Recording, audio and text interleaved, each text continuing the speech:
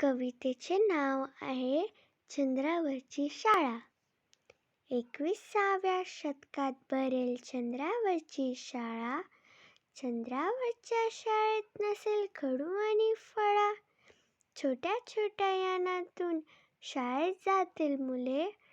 Button दाबताच शाळेचे दार होईल खुले.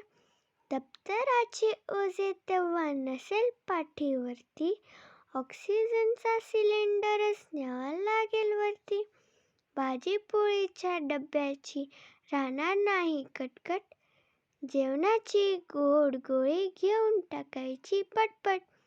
पीटीचा तास कसा होतो ते पाहाल.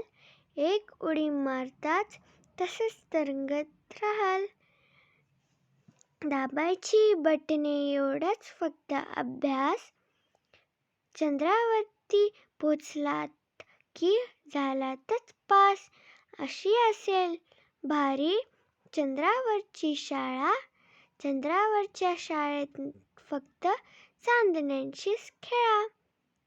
चारुता पेंढारकर.